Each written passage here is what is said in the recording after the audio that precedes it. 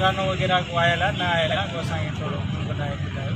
बाबा अॼुकल्ह तव्हांखे ख़बर आहे मॉडर्न दौर लॻो पिया। जी जी अंग्रेज़ी में गानो मूं लिखियो आहे, तव्हांखे अंग्रेज़ी में ॿुधायां थो, ॿुधणु पसंदि कंदे या वरी? हा ॿुध, बिल्कुलु ॿुधायो।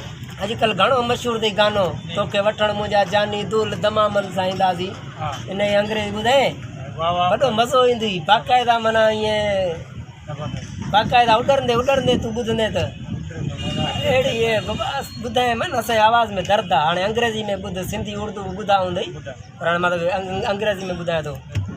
पहिरीं ॿुध सिंधी में त कीअं आहे, पोइ वरी अंग्रेज़ी में ॿुधायां थो। हा तोखे वठणु मुंहिंजा जानी दूल दमामन सां ईंदासीं, तोखे वठणु मुंहिंजा जानी दूल दमामन सां ईंदासीं, दूल दमामन सां ईंदासीं, चाचन मामन सां ईंदासीं, दूल दमामन सां ईंदासीं, चाचन मामन सां ईंदासीं।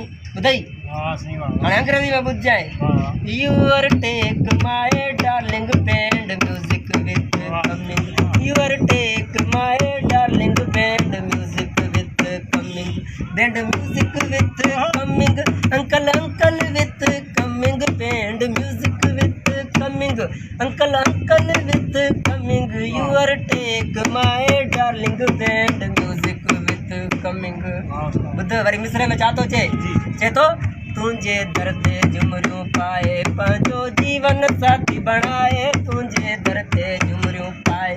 ॿुधई हाणे अंग्रेज़ी में छा थो चए, यू आर डोरेट dancing life partner, you are making, you are डोरेट dancing life partner, you are making, you are take my darling band music with coming.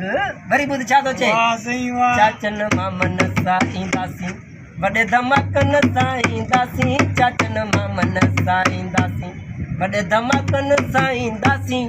वरी अंग्रेज़ी में छा थिए, uncle uncle with coming, big bang with coming, uncle uncle with coming, big bang with coming, your take my darling band music with coming.